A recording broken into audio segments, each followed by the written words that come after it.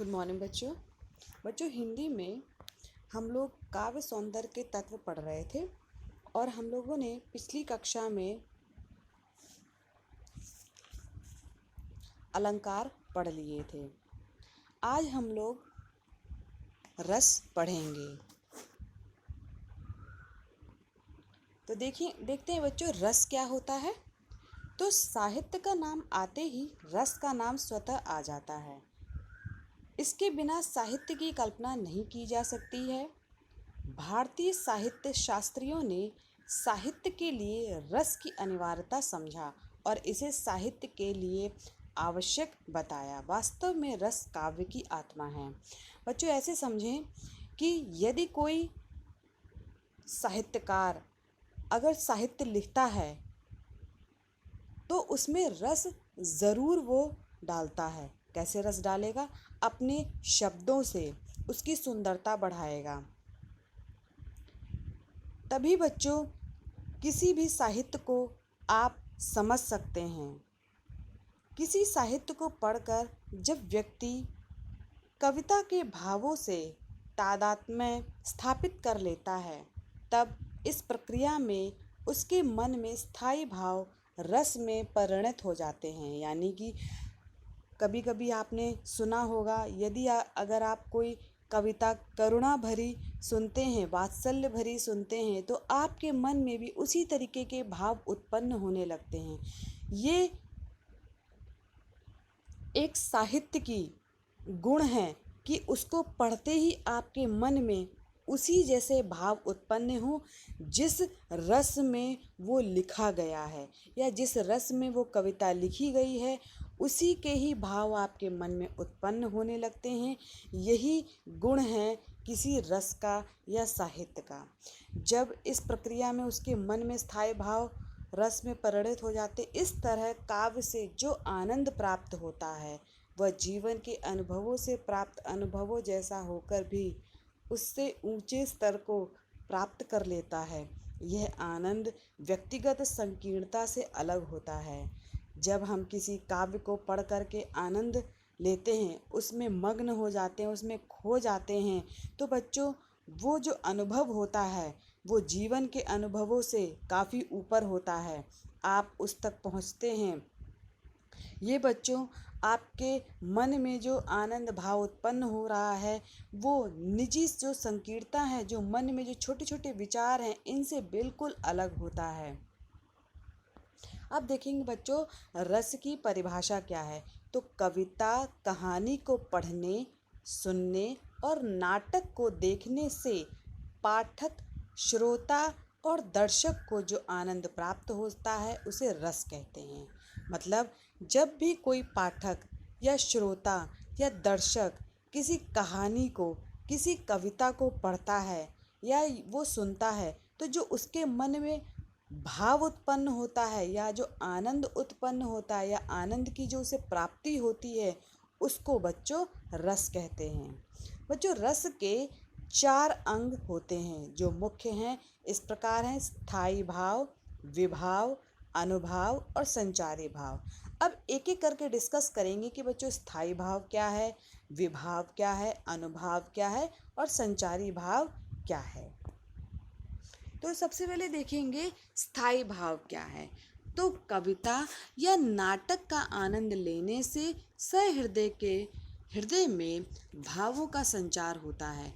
जब भी हम किसी नाटक को देखते हैं, किसी कविता को सुनते हैं, तो उसके बाद उससे जो हमारे मन में या हृदय में जो भाव उत्पन्न हो रहा है, उसका जो आनंद लेते हैं, वो हमारे अंदर स्थायी भाव उत्पन्न करता है।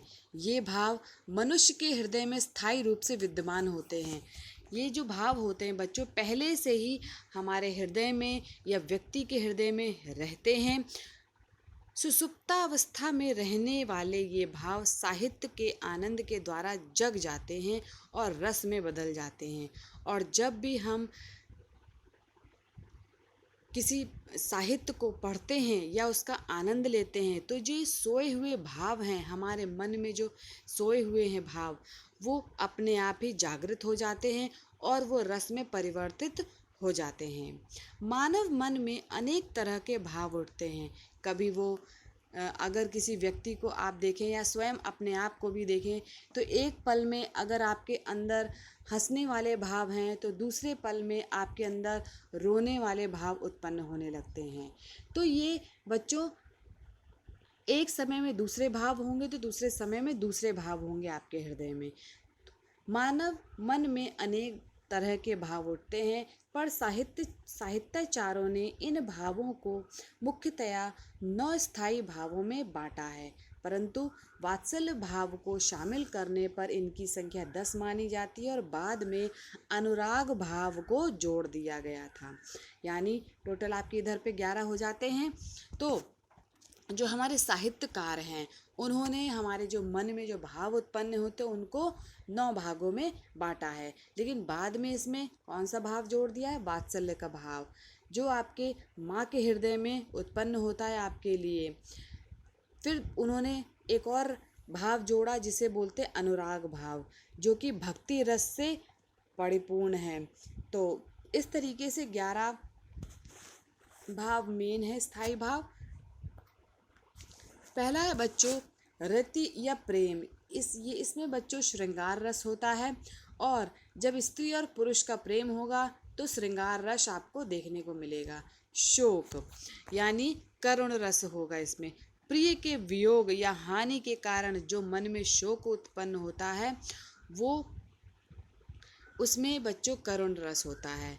फिर आता है बच्चों निर्वेद यानी शांत रस, संसार के प्रति उदासीन भाव। नेक्स्ट आता है क्रोध यानी कि रौद्र रस है। इसका कैसे आप अर्थ निकालेंगे कि किसी कार्य की असफलता के कारण उत्पन्न भाव जो है क्रोध उत्पन्न करता है। नेक्स्ट आता है उत्साह यानी कि वीर रस, दया दान वीरता आदि के संबंध में प्रसन्नता का भाव। यानी जब किसी व्यक्ति के मन में दया का भावना है, दान की भावना है, वीरता की भावना है और उसके अंदर उत्साह उत्पन्न हो रहा है तो इसमें वीर रस दिखाई देगा। नेक्स्ट आता है हास यानी हास्य रस, अंगों या वाणी के विकास से उत्पन्न उल्लास जो है वो उसमें हास रस होगा। यानी कि कभी जब कोई भी व्यक्ति कोई हंसता है तो उसमें हास्य रस होगा। नेक्स्ट है भय यानी भयानक रस, भयानक जीव या वस्तु को देख करके मन में जो उत्पन्न डर होता है उसमें भयानक रस है। नेक्स्ट है जुगुप्सा यानी घृणा यानी ग्लानि यानी विभत्स रस, घिनौने पदार्थ से मन में ग्लानि उत्पन्न होना। दूसरे की जाने वाली निंदा यानी कि जब आप किसी की निंदा करेंगे तो उसमें विभत्स रस होगा, या किसी आप गंदी चीज़ को देख लेंगे तो उसके प्रति जो भाव रस उत्पन्न होगा वो विभत्स रस होगा। नेक्स्ट है बच्चों विस्मय या आश्चर्य, अद्भुत रस। इसमें क्या आएगा? अद्भुत रस, आकर्षक वस्तु को देखकर मन में उत्पन्न आश्चर्य का भाव। नेक्स्ट आता है वात्सल्य या फिर स्नेह, वात्सल्य रस, माता या पिता का संतान के प्रति जो प्रेम होता है उसमें वात्सल्य रस होता है। नेक्स्ट आता है अनुराग या फिर देव विषयक रीति, यानी कि इसमें भक्ति रस है, यानी ईश्वर के प्रति मन में उत्पन्न प्रेम भाव। इसमें भक्ति रस होगा बच्चों, यानी कि भगवान के प्रति जो प्रेम है आपके मन में वो उसमें जो स्थायी भाव होता है यानी जो अनुराग होता है उसमें भक्ति रस आपको देखने को मिलता है। अब आता है बच्चों विभाव, यानी स्थायी भाव का दूसरा अंग है विभाव। विभाव का शाब्दिक अर्थ होता है बच्चों भावों को विशेष रूप से जगाने वाला, अर्थात वे कारण या विषय या वस्तुएं जो सहृदय में सुप्त पड़े भावों को जगा देते, यानी कि कोई ऐसी चीज़ या भाव जो हमारे मन में भाव सोए हुए उनको जगा दे, तो ऐसे अंग को क्या कहेंगे? विभाव कहेंगे। ठीक है, और उद्दीप्त करती है उन्हें विभाव कहते हैं। विभाव के बच्चों भेद हैं अवलंबन विभाव, यानी कि वे वस्तुएं या विषय जिनके सहारे भाव उत्पन्न होता है उन्हें अवलंबन विभाव कहते हैं। अवलंबन विभाव जो होते हैं बच्चों दो प्रकार के होते हैं, आश्रय और विषय।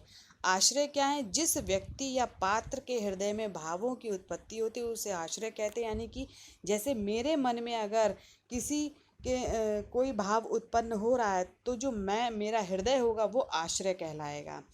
तथा और मैं किसी चीज़ को देख कर के हंस रही हूँ, यानी कि कोई अगर मुझे कविता देख कर के या कोई मुझे सीरियल देख के या पिक्चर देख कर के मुझे हंसी आ रही है तो मेरे लिए वो विषय हो जाएगा। नेक्स्ट है विषय। जिस विषय वस्तु के प्रति मन में भावों की उत्पत्ति होती है उसे विषय कहते हैं। ठीक है, यानी कि अगर मैं किसी हंसी वाली पिक्चर को देख रही हूँ तो वो जो पिक्चर है यानी जो फिल्म है वो हमारे लिए विषय हो जाएगी और आश्रय हमारा हृदय हो जाएगा। उदाहरण, अपने भाइयों और साथी राजाओं के एक एक मर जाने से दुर्योधन विलाप करने लगा। जहाँ दुर्योधन आश्रय और भाइयों और राजाओं का एक एक कर मर जाना विषय है। दोनों के मेल से अवलंबन विभाव बन रहा है। तो यानी कि यहाँ पे जो आश्रय है वो दुर्योधन का हृदय है और किस चीज़ के प्रति उसके मन में विलाप उत्पन्न हो रहा है, वो है भाइयों और राजाओं का मर जाना। तो यहाँ पे दोनों को मिलाएंगे तो हमारे पास बन जाएगा अवलंबन विभाव। अब आता उद्दीपन विभाव। वे बाह्य वातावरण या चेष्टाएं और अन्य वस्तुएं जो मन के भावों को उद्दीप्त अर्थात तेज करते हैं उन्हें उद्दीपन भाव कहते हैं। जैसे भाइयों और स्थायी राजाओं की मृत्यु से दुखी और एवं विलाप करने वाला दुर्योधन आश्रय है। यहाँ युद्ध के भयानक दृश्य, भाइयों के कटे सिर, घायल साथी राजाओं की चीख पुकार, हाथ पैर पटकना आदि क्रियाएं दुख के भाव को उद्दीप्त कर रही हैं। अतः ये सभी उद्दीपन विभाव हैं। यानी कि अगर कोई व्यक्ति जैसे इसमें जो आपको उदाहरण दे रखा है दुर्योधन का दे रखा है, तो दुर्योधन जब देखता है युद्ध भूमि में कि उसके जो राजा हैं वो बहुत दर्द की वजह से चीख पुकार रहे हैं, उनके हाथ पैर पटक रहे हैं, तो ये जो क्रियाएं वो देख रहा है इसकी वजह से उसके मन में जो भाव उत्पन्न हो रहे हैं वो बच्चों उद्दीपन विभाव कहलाते हैं। ठीक है, अब आता अनुभाव। अनुभाव दो शब्दों यानी अनु और भाव से मिलकर बना हुआ है। अनु का अर्थ होता है बच्चों पीछे या फिर बाद में। आश्रय या अर्थात आश्रय के मन में पनपे भाव और उसकी बाह्य चेष्टाएं अनुभाव कहलाती हैं। जैसे चुटकुला सुनकर हंस पड़ना, ताली बजाना आदि चेष्टाएं कहलाती हैं।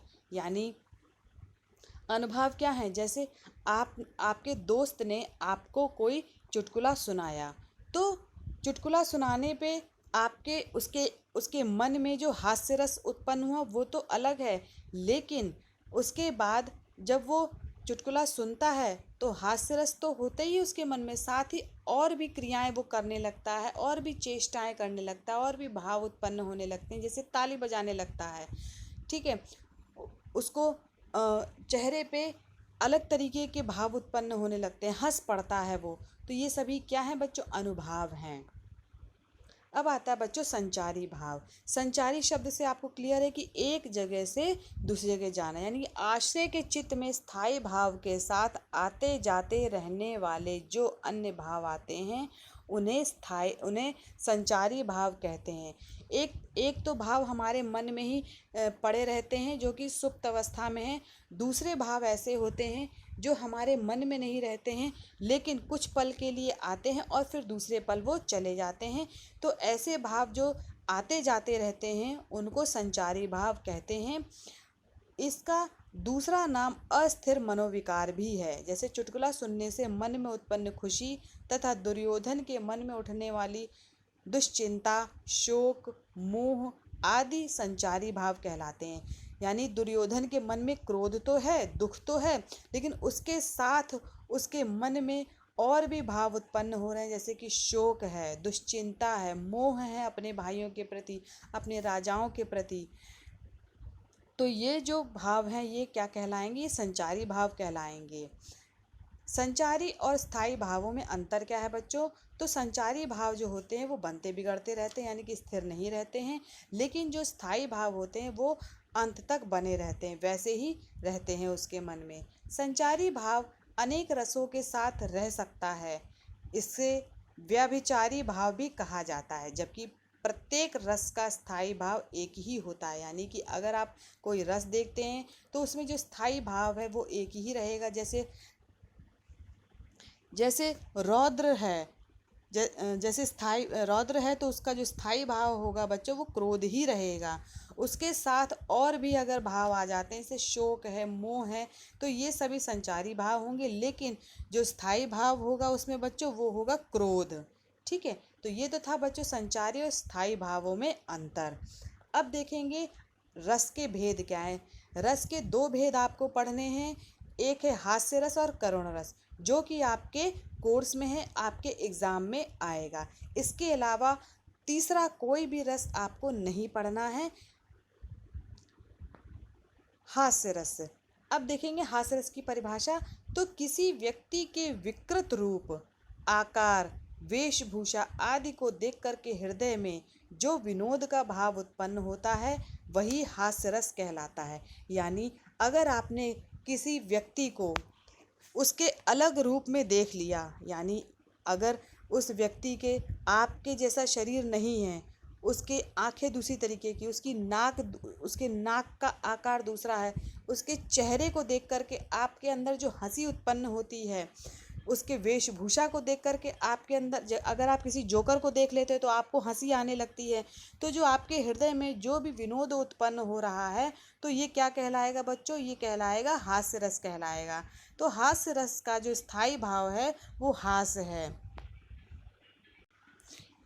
यही हास नामक स्थायी भाव जब विभाव, अनुभाव और संचारी भावों से पुष्ट होता है तब ये हास्य रस में निष्पत्ति होती है। तभी जो है हास्य रस की निष्पत्ति होगी। यानी जब जो हास्य रस नामक जो भाव है वो जब उसमें विभाव, अनुभाव और संचारी भाव आ जाते हैं तो ये बच्चों हास्य रस में परिवर्तित हो जाता है। उदाहरण देखते हैं बच्चों कि विंद के बासी उदासी, तपव्रत धारी, महाबिनु नारी दुखारी, गौतम तिये तरि तुलसी जो गौतम तिये तरि तुलसी, सो कथा सुनि भय मुनि वृंद सुखारे। छह शिला सब चंद्रमुखी, परसे पद मंजुल कंज तिहारे, कीन्हे भली रघुनायक जो, करुणा करि कारण को पग उधारे। अर्थात है इसमें बच्चों कि विंध्याचल पर्वत पर रहने वाले जो तपस्वी हैं, जो मुनि हैं, उनकी इस सोच पर हंसी आती है कि श्री राम के चरण स्पर्श से यहाँ की सभी शिलाएं अब चंद्रमुखी नारियां बन जाएंगी। यानी कि जो विंध्याचल के जो पर्वत में जो ऋषि मुनि तपस्या कर रहे हैं वो ये सोचते हैं कि जब श्री राम आएंगे तो जो शिलाएं हैं वो चंद्रमुखी नारियां बन जाएंगी। तो ये सोच करके हंसी आ रही है बच्चों। तो इसमें इसका स्पष्टीकरण आप लोग इस तरह लिखेंगे कि स्थायी भाव जो है वो यहाँ पे हास्य है, हास्य। ठीक है, यानी कि हंसी। और विभाव है वो अवलंबन है। अवलंबन यानी कि विंध्य के वासी तपस्वी, यानी किसको देख करके हंसी आ रही है, विंध्य के वासी तपस्वी को देख करके अवलंबन जो है इसमें आया जाएगा बच्चों, विंध्य के वासी और तपस्वी। आश्चर्य कौन है बच्चों, पाठक। जब पाठक ये सुनता है कि जो तपस्वी हैं वो कह रहे हैं कि जब श्री राम आएंगे तो जो सभी शिलाएं हैं यानी कि जो पर्वत है वो सब चंद्रमुखी नारियां बन जाएंगी, तो जो पाठक के मन में यहाँ पे जो भाव उत्पन्न हो रहा है तो पाठक क्या कहलाएगा, यहाँ पे आश्रय कहलाएगा। और अवलंबन क्या है, यानी कि किसके प्रति वो किसको देख करके उसके अंदर हंसी आ रही, कि विंध्य के वासी जो तपस्वी हैं उनको देख करके आ रही। और उद्दीपन क्या है यहाँ पे, कि अहिल्या की कथा सुनना, राम के आगमन पर प्रसन्न होना और स्तुति करना। यहाँ पे बच्चों क्या है, उद्दीपन है अहिल्या की कथा सुनना, यानी कि अहिल्या जो है वो एक कथा सुनाती हैं कि राम आएंगे और उसके बाद जो उनके मन में जो उत्पन्न हो रहा है भाव और उनकी स्तुति करना, ये सभी भाव जो हैं वो उद्दीपन कहला रहे हैं। अनुभाव क्या है, हंसना, यानी कि कौन सा ऐसा भाव है जो पाठक के मन में आ रहा है, वो हंसना है। संचारी भाव क्या है, सोचते हैं, स्मृति करते हैं, चपलता उत्सुकता है। यानी जो संचारी भाव हैं हास्य रस के साथ साथ वो कौन से, स्मृति यानी कि वो सोच रहे हैं, चपलता यानी कि वो ये सोच रहे हैं कि ये ऐसे कैसे हो सकता है, उत्सुकता है उनके अंदर की देखें अगर श्री राम आएंगे तो देखें कैसे जो शिलाएं हैं वो नारियां बन जाएंगी। नेक्स्ट रस है बच्चों करुण रस। तो प्रिय वस्तु तथा व्यक्ति के नाश या अनिष्ट से हृदय में उत्पन्न शोभ से शोक उत्पन्न होता है। करुण रस का स्थायी भाव बच्चों शोक है। जब भी आपके कोई प्रिय वस्तु या आपका जो प्रिय व्यक्ति है आपसे दूर चला जाता है, यानी उसकी मृत्यु हो जाती है, तो आपके मन में जो शोक उत्पन्न होता है वो बच्चों करुण रस है। शोक नामक स्थायी भाव जब विभाव अनुभव संचारी भावों से संयोग करता है तब करुण रस की निष्पत्ति होती है।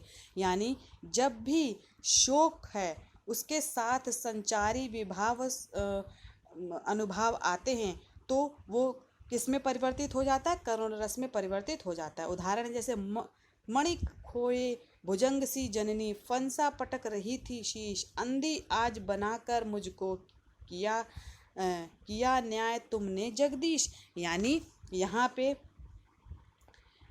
जो श्रवण कुमार की मृत्यु पर उनकी माता के विलाप का ये उदाहरण करुण रस का उत्कृष्ट उदाहरण है। यानी कि जो श्रवण कुमार हैं जब उनकी मृत्यु हो जाती है राजा दशरथ के द्वारा, तो उनके मन में जो भाव उत्पन्न हो रहे हैं वो यहाँ पे बताया गया है, वो करुण रस का उदाहरण है बच्चों। इसमें जो स्थायी भाव है वो कैसा है, शोक है। यानी और जो विभाव है वो आलंबन है, यानी कि किसके प्रति जो पाठक है उसके मन में जो करुण रस आ रहा है वो है श्रवण के प्रति, और आश्रय यहाँ पे कौन है, पाठक है। उद्दीपन क्या है, यहाँ पे दशरथ की उपस्थिति के कारण जो है उसके मन में जो भाव उत्पन्न हो रहा है वो है उद्दीपन। अनुभाव है सिर पटकना, जो उनकी माँ है सिर पटक रही हैं, प्रलाप कर रही हैं यानी कि रो रही हैं, और संचारी भाव क्या, सोच रही हैं, यानी विषाद हो रहा है उनके मन में। तो ये तो था बच्चों करुण रस का उदाहरण। तो यहाँ पर आपका जो रस है पाठ वो समाप्त होता है। यही धन्यवाद बच्चों आज की कक्षा के लिए।